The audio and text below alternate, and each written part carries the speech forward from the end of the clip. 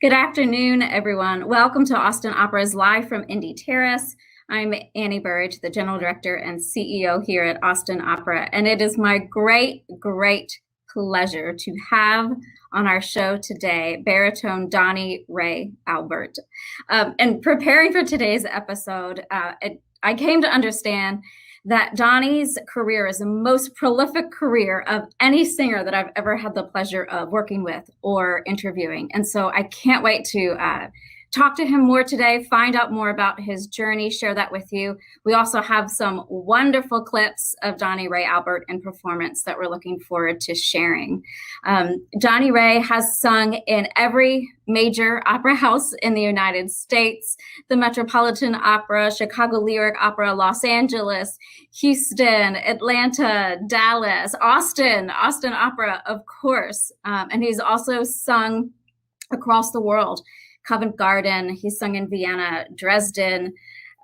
He is one of the most sought after Verdi and Wagner baritones, both of the 20th century and the 21st century. And so it's my great pleasure to welcome to Live from Indy Terrace, Donnie Ray Albert. Good day. Hello, Donnie. Thank you so much for being with us today. It's great to see you. You're coming to us from the state of Texas, but not here in Austin. You're in Dallas right now, and you're home there, correct? Correct. Yes. Well, thank you for joining us. So let's take it from the beginning of your wonderful career journey. I know that you are a Louisiana native, a graduate of LSU. Now, did you know before you entered LSU that you were going there to be an opera major and this was the path for you? No, I graduated from McKinley High School, which was right down the street, less than a mile from the gates of LSU. And my high school music teacher, Malalu Caldwell Turner, took us to LSU to do a competition. LSU used to offer scholarships to interstate students. They'd offer a competition for all of their best high school students to come in and compete for a scholarship. My high school music teacher took us there as an ensemble, female as well as male, as well as our doing solo competitions in various Fachs. And we won the music phase of that rally with the total amount of points that could be established. No one knew where McKinley High School was. They used to ask that question, and I said, "Oh, it's right down the street." Down the street. You can throw a rock and hit it, you know. It's funny because all of the president's streets are there, and all of the state streets are listed. And being within a stone's throw of LSU, I intended to go to school to become a doctor or a medical technologist, not a musician. But when I was getting my diploma, walking across the stage, my high school music teacher, Mrs. Turner, said, "Whatever you do, don't let music out of your life." And I said, "Sure, lady." You know, with this little fee-exempt scholarship, I entered LSU, started off in pre-med technology, learned that that was not the course that I was to take. After a year, and went over to the music school thinking, well, let me see what this is all about. Auditioned, and when I walked into the audition, the choral room, Dr.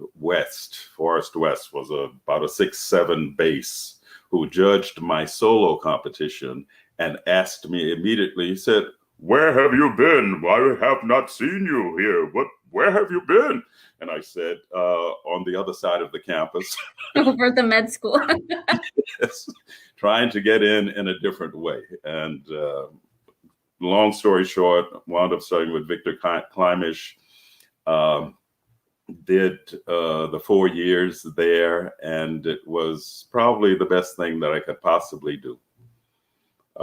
Because Victor was very strict. He had not been too long. I think he had gotten his master's degree from Eastman, and he worked on me to become a reasonably good bass at that time, you know, as young as I was, because I had no inkling as to what being a musician was all about, the theory that I had to take, the history, the just learning all of the different languages, singing in the various languages. So it was trying. It was a 4-year trial by fire and or fail. I put forward my best voice. He did not want me to go into competitions. So I just did my juries at the end of each semester. And I did not see an opera performance, even though I was in I sang in all of the courses: a cappella choir, university choir, and the opera chorus. And it wasn't until my senior year that I actually performed in an opera, because you couldn't take the opera class until you were second semester junior. And Peter Paul Fuchs, being my opera director, was told at the last minute that the conductor of the New Orleans production of Don Giovanni had fallen ill, and he was to conduct that particular performance that night. And my pianist, Eugene Klein, said, I have some tickets. Let's go down and watch Peter conduct Don Giovanni. So that was my first opera performance, to watch Justino Diaz, Jimmy Bainey, and an LSU graduate, Eugenie Watson, I believe her name was the Musetta. Yeah, I think she was. Yeah, she had this. Yeah, she was the smaller character in that opera. She had gone on a Fulbright to Italy. So, of course, we had a chance to see her after the performance, but I was just blown away by Justino's singing Don Giovanni and his actions and everything else. It was a funny production. It was a great production. It was very dramatic. So that was my first introduction into I guess I was going into my last year, my senior year at LSU. And then I began to get roles from Peter Paul Fuchs, our opera director, who decided to give me I think I had at least 3 roles in Tales of Hoffman. So that was 3 of the 4, because I know you've done all 4 villains in the Tales of Hoffman. Right.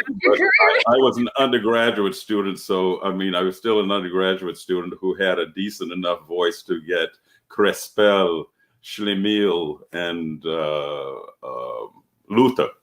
Amazing. All of the opening. I actually had, that was the frightening on stage first moments that I ever had, because I had a solo part and entering, and I wasn't supposed to do all those roles because a graduate student did not return that semester who was to do it. And since I was the other low voice that they wanted, so I was shoved into that position of learning at least 2 of those roles, Luther and Schlemiel. Cressman, the father, the young man who was the graduate student, was to do the father, and he wasn't there, so I wound up doing all 3. And it was a challenge, because I tell my students now, stage fright happens, and sometimes you just go on and things come to you. That's why you rehearse as much as you do and make sure that whatever happens, you can do it. So I often tell them that first performance that I had, I backstage, I was about to make my entrance as Luther, and I totally forgot everything. I forgot my lines. I went teetotal blank until I just went out on stage. I thought nobody was telling me to go. My mindset just said, "You're about to sing. Get your behind out on stage." So I shoved myself out on stage, and the words came out, and I started to act. And I just had my fun doing whatever it was I was supposed to do. So it was the beginning of my career, I guess, in many ways, because I overcame it. That's amazing story. To get those roles under your belt in undergraduate school is incredible. And then you went to SMU, so you went on to graduate school.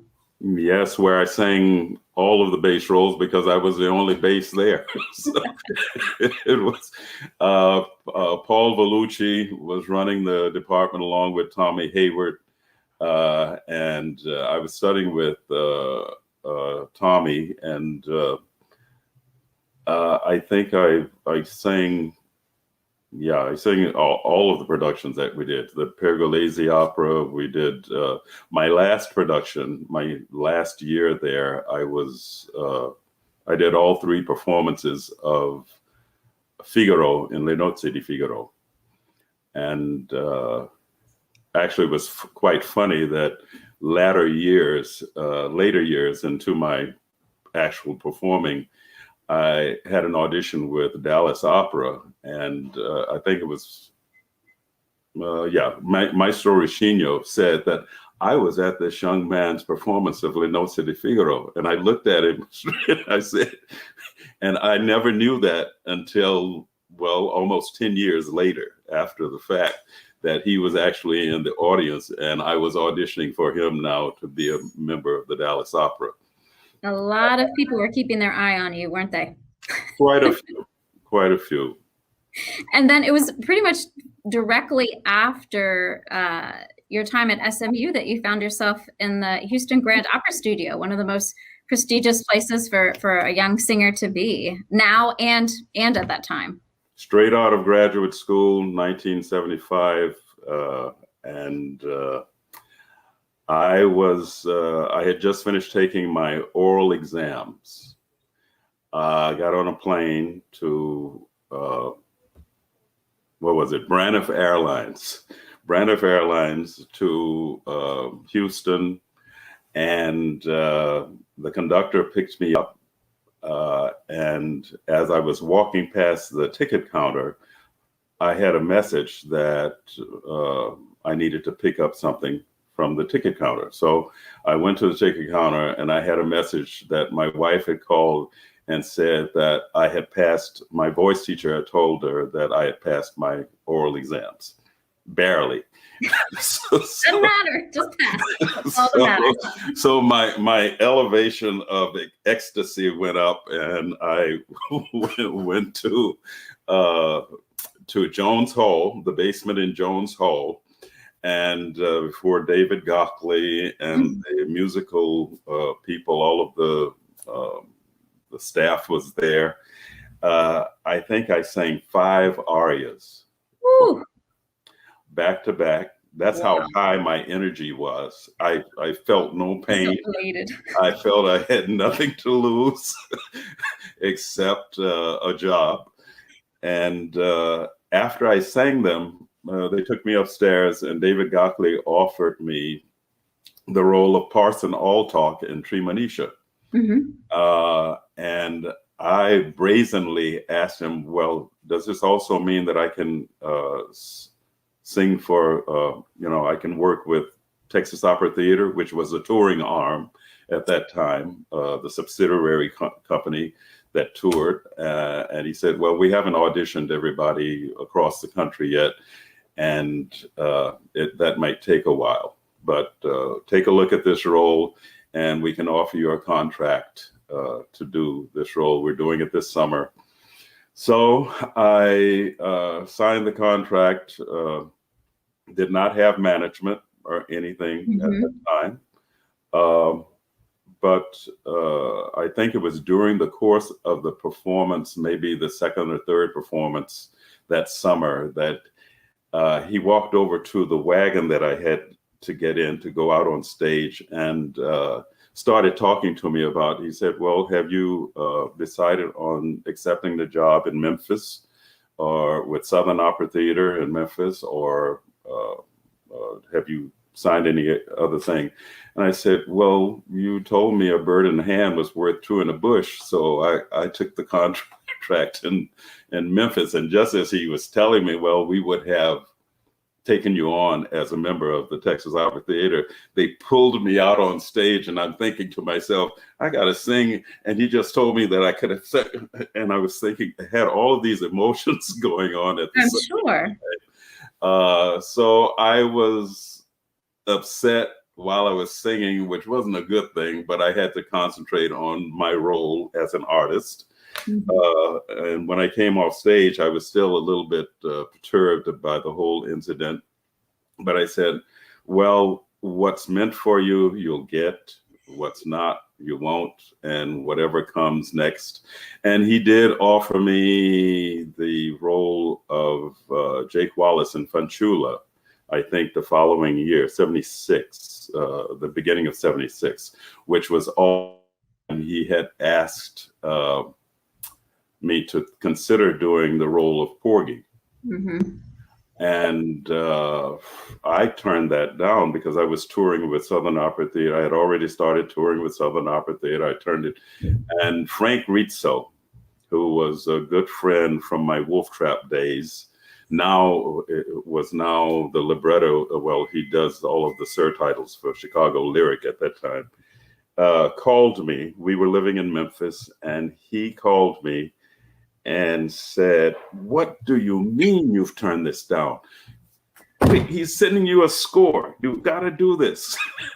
And you must study with this person or that person. Don't study with this person, that, and learn the role and do it.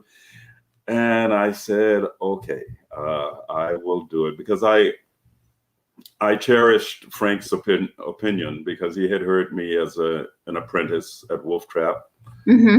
And I really did. I think I received the score, started learning the music. They set up a coaching session and paid for my coaching session with William Warfield in New York. And so Stephen Blyer was my pianist for the coaching sessions, and Stephen and I knew each other from Wolf Trap. So it was just a week of learning and knowing Porgy, which I thoroughly knew by the time we began rehearsals the summer of 76. Well, we are going to talk about Porgy, because I think it was pretty pivotal that you wound up taking that role and accepting that role. Yes. Before we get there, we do have a wonderful clip we want to share. Just last month, you went back to Houston Grand Opera. You were one of the featured soloists on their Giving Voice concert. And you were the opening act for the entire concert, singing Si Può from Pagliacci. And so we're going to play that marvelous aria right now for all of our viewers.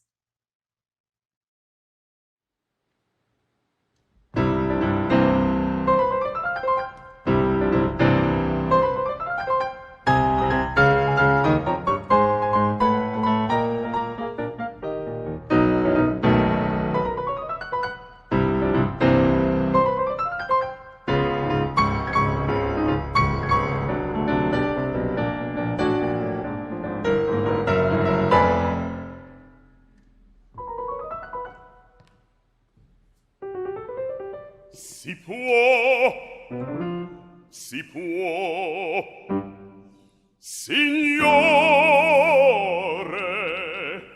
signori, scusatemi se da sol mi presento, io sono il prologo,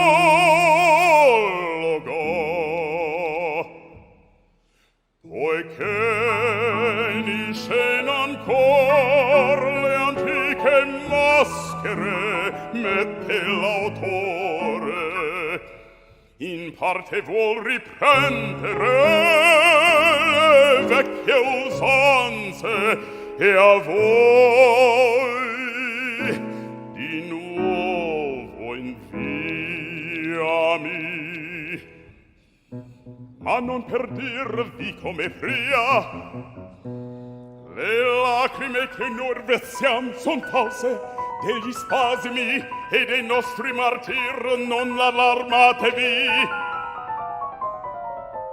No, no, l'autore ha cercato invece fingervi uno squarcio di vita.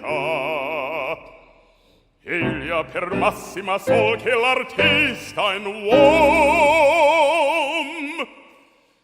e che per gli uomini scrivere deve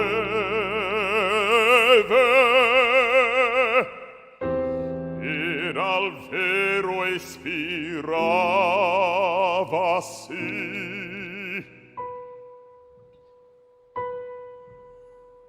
Un nido di memorie in fondo all'anima cantava un giorno ed ei con vere lacrime scrisse e singhiozzi il tempo li battevano.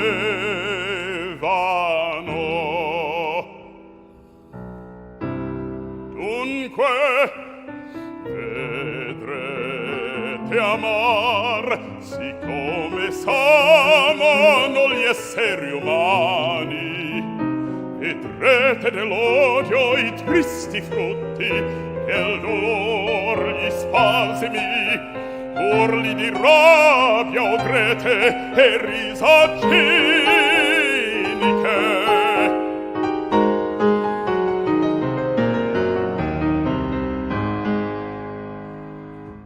E voi piuttosto che le nostre povere campane di strioni, le nostre anime considerate,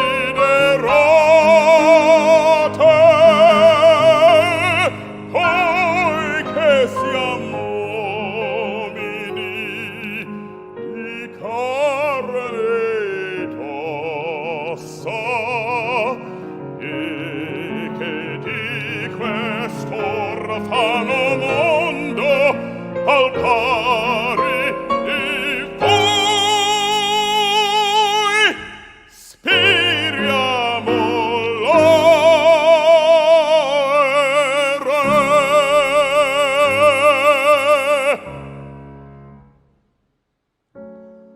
Il concetto vi dissi, ora ascoltate come gli è svolto. Andiam, incominciate.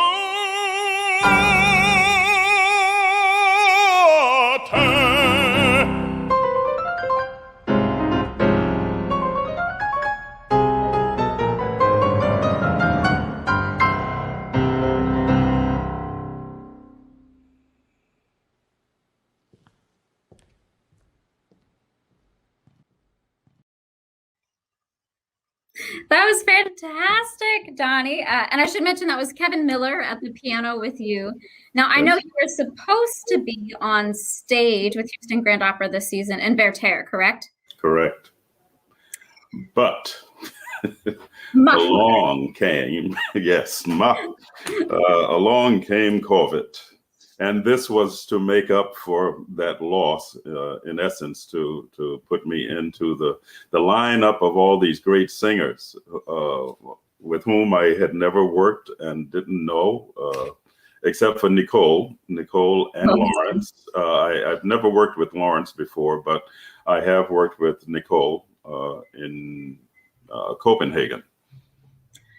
That's right. I can't believe you never crossed paths with Larry Brownlee, although you don't really sing the same repertoire, I guess. No, I told him I can't sing all of the runs that he does. That's way beyond my vocabulary.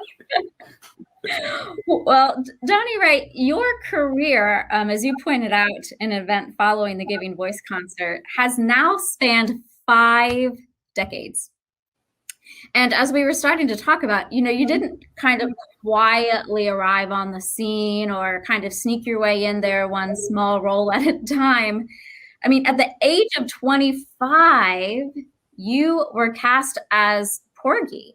And that role took you from Houston. It was a huge success in Houston. And then you performed it on Broadway for 122 performances.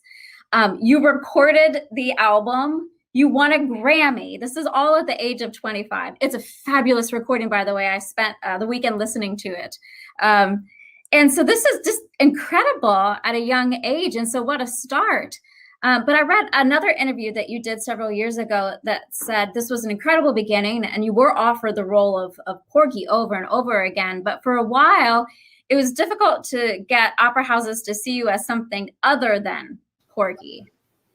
That's true. I had that forewarning told to me by not only William Warfield, but also the original Porgy, Todd Duncan. And I took it seriously. I knew that if people just knew me as that, I wouldn't be able to get in. And, considering what the training that I had at Wolf Trap during those 2 years, I enjoyed doing concerts, all types of concerts, orchestra concerts, solo recitals.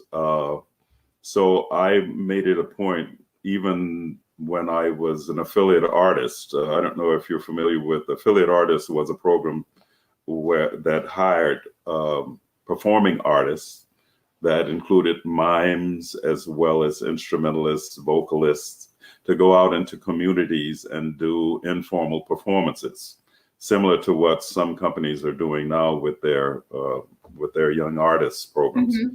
Mm-hmm. And we got paid very well to go out into communities and perform. But my first appointment was with Washington Opera, and I was to perform in Rigoletto, to do Monteroni, I believe, or Spotify. It was Monteroni.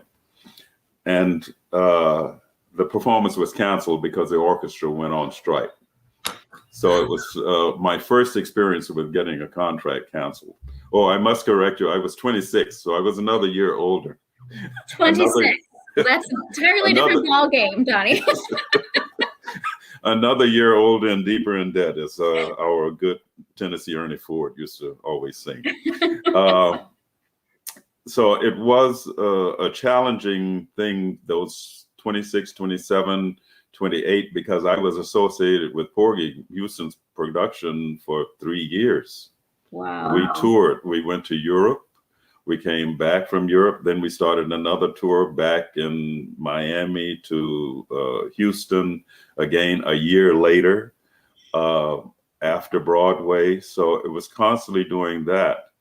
And it was not until maybe close to 3 or 4 years that when I went off to Europe for 1 year in Heidelberg as a bass singing, I had a Fest contract in 1986, I believe, 86, 87. I did another Porgy tour.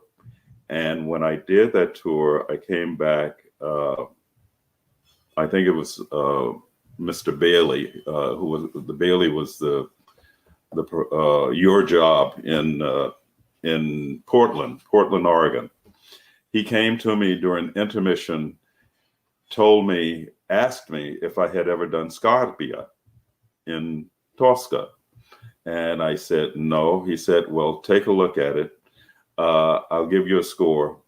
While you're out on tour, learn it. Give me a call back. Let me know if you can do it. And I had been toying with the whole idea of switching Fox during that time. So yes, I learned it, called him up. At that time, I had management, and we arranged for me to do my first Scarpia in Portland, Oregon. And that was the beginning of my changing and really getting out of doing bass roles, because I lost something like close to 30 or 40 some bass roles during that 10-year span from 76 to 86. I had done pretty close to 30 or 40 some roles, different productions. And I had also done Porgy in other opera houses, Baltimore and Florentine Opera. I was doing it still, but I was also doing a lot. I think I did my 200th performance, over 200 performances. It had gone about that many when I did it in Baltimore. And they actually gave me a plate with that number on it. I didn't expect it. It was unexpected. And it was the last performance that Todd Duncan saw me do. He was in the audience because he was quite funny the first time I met him, because it was at Wolf Trap. He saw the 76 production of Porgy. We were at Wolf Trap. He did the intermission speech at curtain speech. And after the performance, we met on stage for the first time. And he grabbed me and he said, "Son, you cover this stage like a marathon runner. But you know, once that girl comes out here in that red dress, nobody pays attention to you." So I said, well, that just brought the curtain down right there. So I was very pleased to have that advice thrown at me. So part of you breaking out of the Porgy rut was was changing your FOC as well. That just opened new roles to you as you were moving up from bass baritone to baritone, right? Yes. Baritone. So that also just forced some people who may have had trouble seeing you as something else. Do you think that helped force? It was difficult because they knew me as the bass baritone that I was or had been, and to try to break into a different FOC, that was teetotally. Managements didn't want me. Because I was changing managements at the time. I had a hard time getting someone to accept me as that. And I think the next Tosca production I did was at City Opera when Christopher Keane was the conductor there at that time. And we had done a Porgy concert of all. Porgy had opened up doors for me in so many ways. We had done a Porgy concert in Long Island with a symphony orchestra in Long Island, and he conducted. And he said, "Tell me, why haven't you been back to City Opera?" And I said, I don't have a reasoning or logic behind that. I said, some people like you, some people don't. And I had done many performances. In fact, Beverly Seals's last performances of Barber of Seville, I was the Basilio in those productions. And we had toured all over the place. But after I did that, I no longer had contracts with the City Opera until Christopher came in.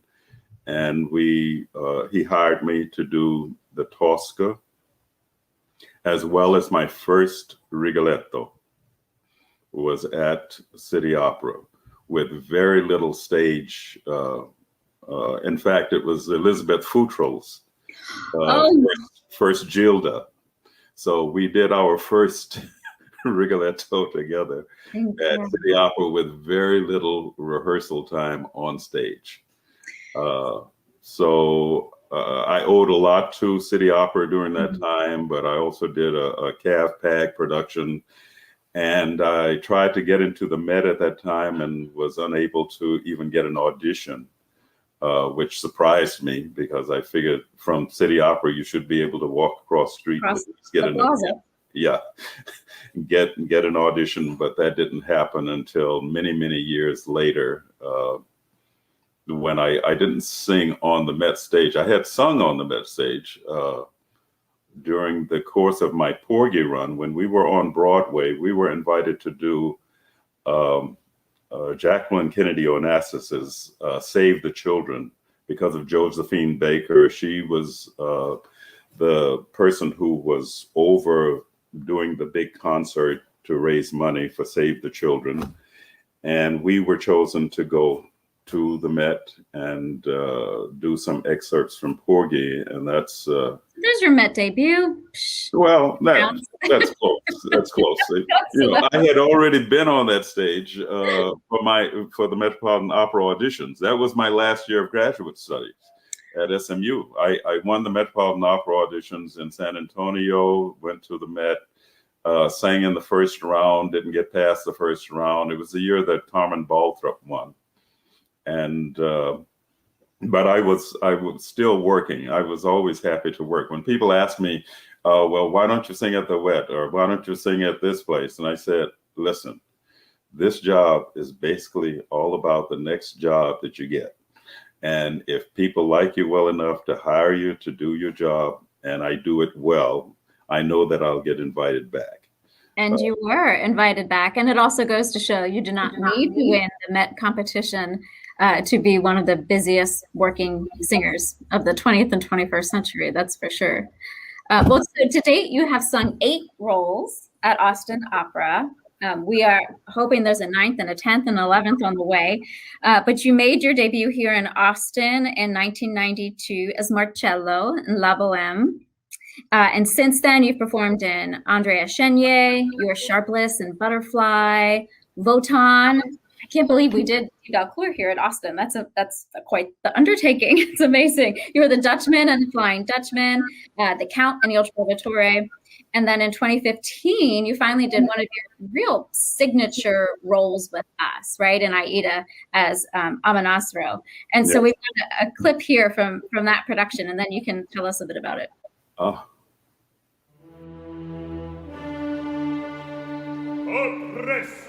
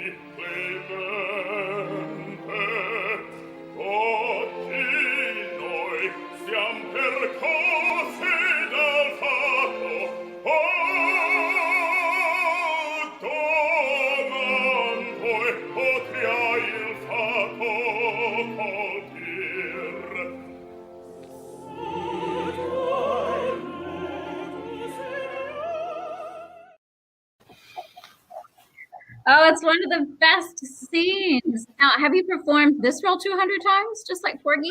It seems pretty close.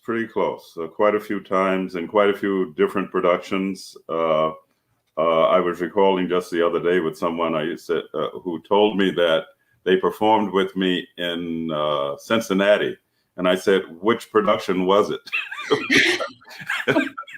It was at least 3 times I've done it in Cincinnati, but that was the first time in Austin that I had done it with a Black soprano and a Black tenor. Karen Slack and Isakaya Savage. Yes, the three yes. of you were fantastic. I did not work here at the time, but I've reviewed that archival recording over and over, and what a wonderful production. It was beautifully done. I enjoyed myself a lot, and we incorporated the kids from Houston Tillotson University in that production as well. They did a fantastic job. Yeah. So Donnie, I read in an interview, I think you may have done it in the 90s, that you said you tend to avoid avant-garde roles. And I think this was specifically in reference to things like Wozzeck and Schoenberg and Berg, but you have done plenty of contemporary repertoire, not only contemporary operas, but I know you've been a great champion of contemporary songs, especially by African-American composers. And the next opera that you did with Austin Opera in 2016 was Kevin Foote's The Manchurian Candidate. So, and we're gonna show a clip for that in a moment. But so, do you hold music or works like The Manchurian Candidate in a different? Do you consider them in a different category than, let's say, Wozzeck? Oh, I didn't think of The Manchurian Candidate as being so avant-garde that I couldn't do it. Very contemporary music that is beautiful and it's lyrical in a lot of ways that I enjoy singing. It's tonal. If it's too atonal, it bugs me. But you know, I have done it in concert and other operas that are no longer in the repertoire. You know, I've done quite a few of those, and you don't one-time performances, which we do so many of in this country, and we only see it one time, and then it's gone, and we wonder why. There has to be something to be said about the music, the libretto, the storyline. I had a chance to premiere the role of Frederick Douglass in the John Brown story, and the story of John Brown. And that opera was very well done in Kansas City. But afterwards, and I thought the music lent itself to what we as Americans would want to see and hear, but no one picked up on it. You know, Leslie Adams has the opera of Blake, and nobody has done that. So there are African-American composers, and then there are a number of operas that William Grant Still wrote that are very significant to the diaspora of not only Black music, but also American music. So we look for good opportunities and good pieces to present to the public. Well, and in your job, I'm sure you have to decide on what your public wants, what your board will help you to promote and support. So yes, I do promote. I've been a member of the Center for Black Music Research up until its demise over the past couple of years, and I shouldn't say demise, but it's no longer the center that it was when Dr. Samuel Floyd started it to get us to disseminate material by African-American composers, go out into the communities and do them in concerts. So I've been a proponent for, you know, a lot of that music is way beyond me, but I have students now who can sing it. And so I'm constantly promoting that side of it because they realize what it is they're learning is far beyond just learning the European cultural classical art form that we do. We have to also promote our Americana, which Thomas Hampson has been doing during his Hamp Song. So I appreciate what those composers have done, and I acknowledge it by making sure that my students here at the University of Texas in Austin and other places, whenever I'm doing a concert, I try to put something on it that will promote that side of our American culture. I think that's so important, and your message is so timely and important as well. You know, there's often a lot of attention paid to new operas when they're commissioned, certainly, But there are plenty of existing operas that haven't been performed, that repertoire hasn't been prioritized, and there's no reason that we shouldn't be revisiting and doing productions of some of those operas that just haven't been performed enough. I think it's a really important message. So we're going to that the Manchurian Candidate came along right at the time of the election. That particular year. So and now we're seeing the significant sort of kind of the ending effect of what happens when the wrong person goes into, people get the wrong concepts, the wrong ideas, the wrong things are told to them, and all of a sudden the whole fireworks begins in the political aspect of things. So opera brings us to many realizations, and I get a chance to do different characters. I do not bring those characters home with me. Very good. We delve into them deeply during our rehearsal processes with great directors, conductors, and studying the scores and studying books, just reading. I think that your public has a reading knowledge of whatever's going on in life, and they sort of associate those things. And it's a release for a lot of people, doctors, lawyers, and have told me that what we do as performers helps them to get out of themselves and what they've gone through during the course of the day. Exactly. And that's part of the balance, that we try to address in programming, because art plays a very important role at illuminating aspects of the world that we live in, and whether that be, civic issues or government issues. And I think that's a really important function of art. We also need to respect that a lot of people go to the opera to escape all of that and to really kind of transcend to a higher place that's about human emotion and human connection. And that's part of the balancing act, I think, of programming for a wide and enthusiastic public. Well, we've got two clips we're going to share right now. We've got you in the Manchurian Candidate, and then we have another very charming clip. You performed in, I think, one of the first ever Zoom operas at Fort Worth Opera. This is a darling opera. It was composed by Joe Illick, and the librettist is Mark Campbell, same librettist as a Manchurian Candidate. And this is the Cozy Book Nook. And so this is a meeting of a book club that's been forced to go online. And you give a review of your take on The Handmaid's Tale. It's really dear. So we're going to see Manchurian Candidate, and then Joe Illick and Mark Campbell's Cozy Book Nook. Right.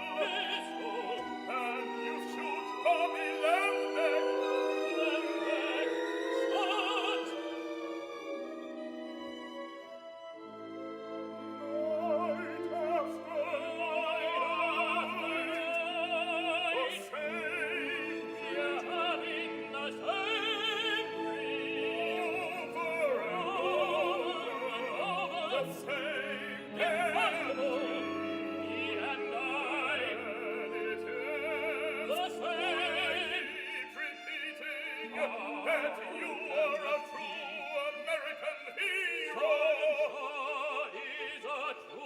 that's just it. I'm no hero, never was. I recall the facts about the night. They say I sang the baritone.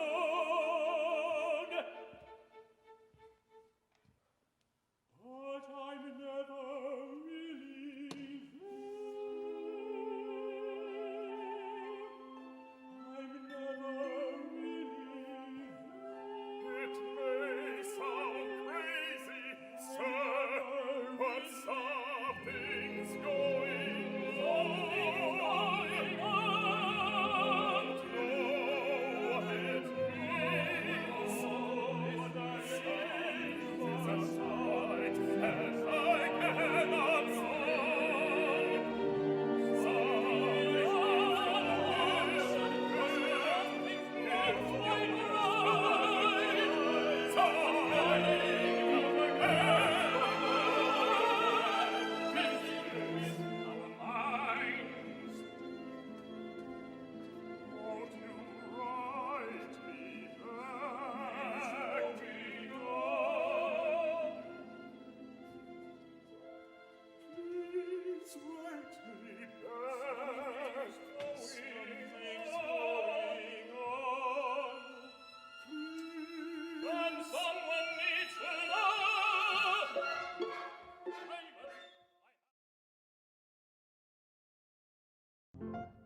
The Handmaid's Tale,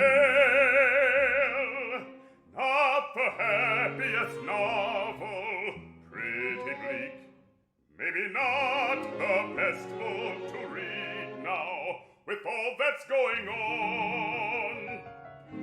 Took a while to get used to, but when it kicked in, and when she got in that bed,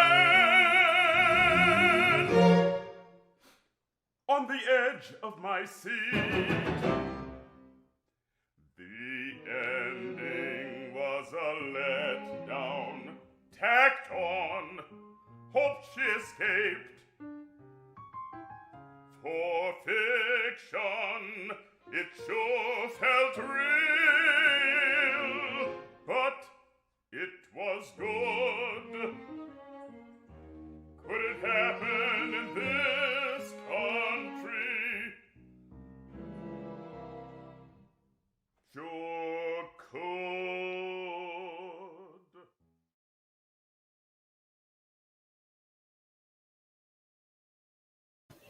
I imagine it was quite an adventure to perform in an opera from, is this the room that you were in for that opera? Are we looking at you right now?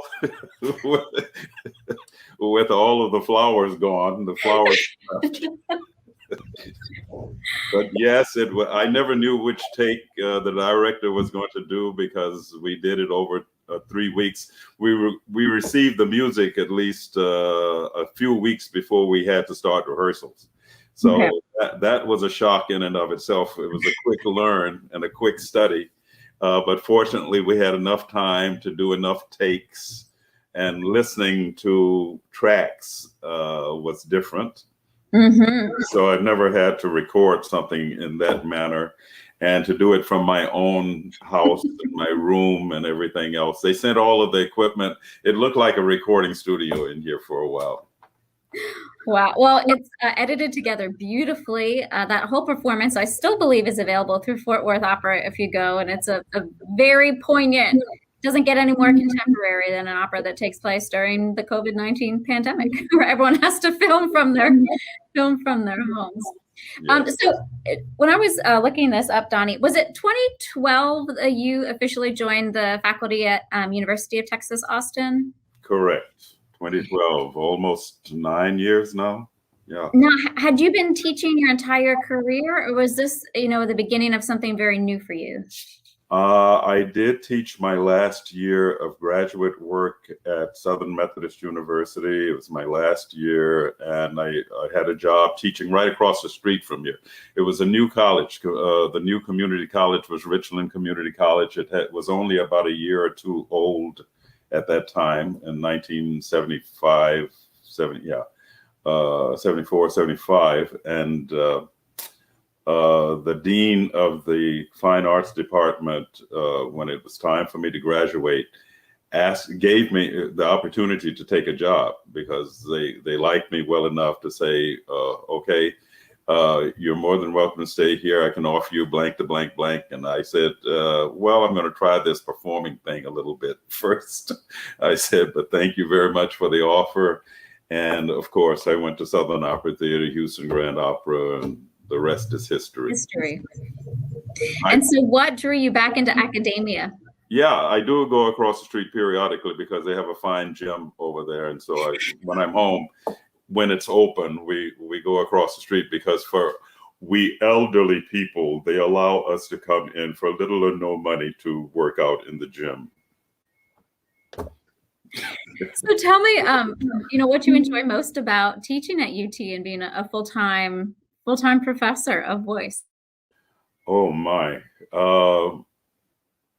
I didn't realize that I would get as much pleasure out of seeing students when the light goes off and they actually get it. Like we have some students who are better than others. Of course, they come in with a knowledge of some kind, but those that you sort of coax on to do a little bit better, and they finally get the feeling of what their voice is all about. They get their bodies into it, and they begin to sing the languages better.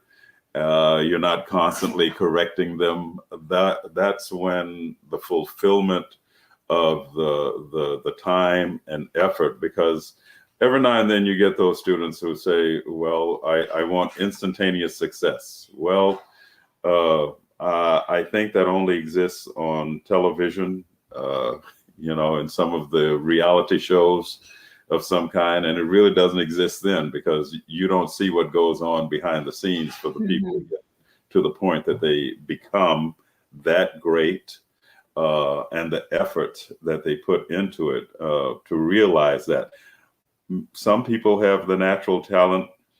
I think I had natural gifts along with singing, but it's learning how to apply the pedagogical aspect of singing and to exhibit that over a course of time where you haven't detrimentally knocked yourself off the charts doing badly. And to try to teach my students or anybody that I come in contact with, because I've been asked even by my colleagues to find out what's going on with them during the course of the performance. I say, well, I need somebody to tell me what's going on with me too. Who tells? Because every now and then I have a close friend who just passed away. Used to call me DR or doctor. My students always called me doctor. And I said, no, I'm Donnie Ray to those of you who have graduated. I'm Professor Albert to those of you who have not graduated. And I said, my mother was nice enough to give me the initials DR. So she knew I wasn't going that doctor's route. So there you are with, it's been fun to be at the university. I have great colleagues. We do have this is Black History Month coming up. So we do I think this is the 13th year. I've only been there for 9 years. So the young lady, Ms. Taylor, who started this Black Composers Concert, we're probably one of the few universities, maybe there are others, that designate a specific Saturday in the month where we do a collaboration. We started out doing a collaboration with Burridge. We've done one with Houston Tillotson of our choral programs coming together, but we do a broad range of musical selections by Black American composers, African American composers. We always started off with an arrangement of the national anthem by an African American composer. It's a beautiful arrangement, choral arrangement, and we also do the Roland Carter's Lift Every Voice and Sing arrangement every year. But the audiences that we have brought in have been amazing over the years, and I think it's something that the public and the community has looked forward to attending. So I think with COVID being what it is this year, we're working on trying to make sure that it comes out this last Saturday in February. We hopefully will be able to transmit it. One of the past programs, since we can't meet in person, we hope to transmit it in some way from the university, stream it, one of the past programs. So we'll see. We're dealing with diversity on so many levels in the university and academia, in the world, in music, and every place else. So we'll see what happens. I hope that we can.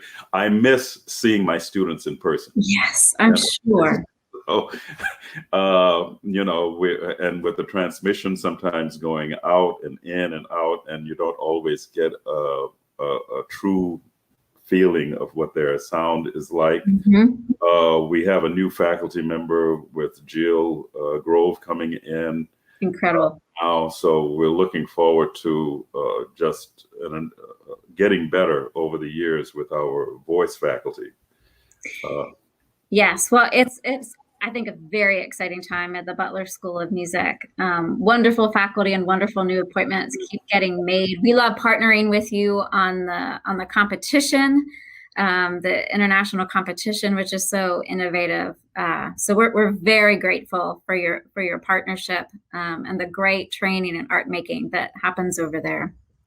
We are going to close our time together with a final clip, and this is back to the Giving Voice concert that you did at Houston Grand Opera. And this is a very special rendition of I've Got Plenty of Nuttin' from Porgy and Bess. And here you start the aria, and then you pass it off to who will likely be the next generation of Porgies. And I think it's just such a beautiful testament to your incredible career as a performer and now as a mentor and a teacher. And I love when it comes back for the final verse and you come back in and you take it up an octave. I feel like it's a great testimony to your Fock change since you debuted that role in 1975, 76. So we're going to close with that really, really inspiring clip. But before that, I have one final question for you, Donnie Ray Albert. And I asked you this question 3 years ago, and you still have not answered it. I asked you, Professor Albert, is there a role that you would really like to do at Austin Opera? Something you haven't done before or something you'd like to revisit? I don't know if you know, I have some pull here at the Austin Opera. So now's the time. Have you given any more thought to this, my friend? None whatsoever, but I can... I think the only thing that I have not done, and I was thinking about doing it one time, was the Tritico. I've never done Johnny Skikin. I've never done Il Tabaro. So I would probably want to do something like that. Or I think when you asked me, I may have just been finishing up my first performances of Falstaff. And I thought to myself, well, Falstaff would be a great thing. And I don't know if Austin has ever done it. And I said that it's not that many people involved. The chorus doesn't come in until once or twice in the whole thing. So, but it's a great opera. It's a great opportunity. And at this stage of my life and career, I'm probably going into my Sir John era of life.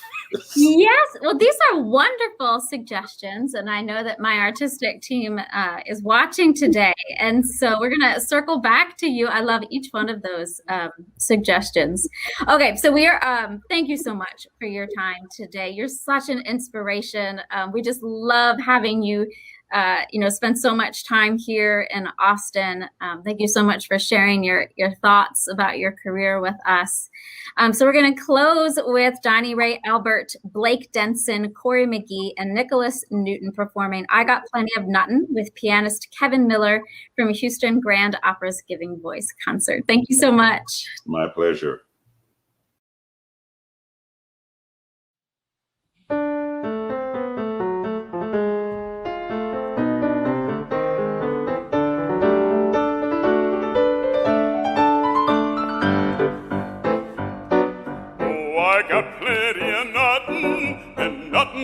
plenty for me. I got no car, got no mule, I got no misery. The folks with plenty got a lock on their door. Afraid somebody's a-going to rob him while he's out a-making more. What for? I got no lock on the door, that's the way to be. They can steal the rug from the floor, that's okay with me, 'cause the things that I prize, like the stars in the sky, are free.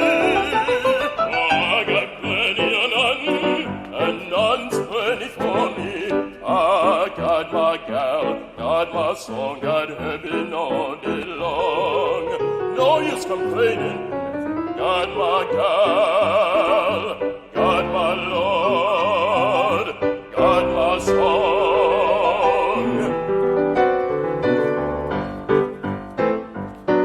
Oh, I got plenty of none, and none's plenty for me.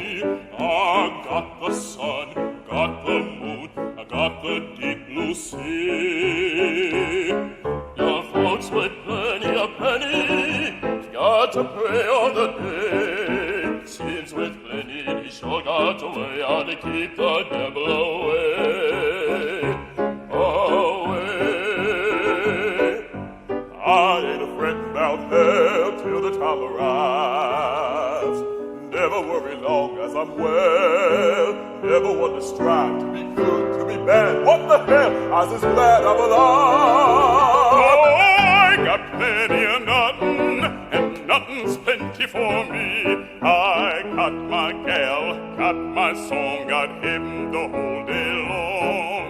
No use complaining, got my gal.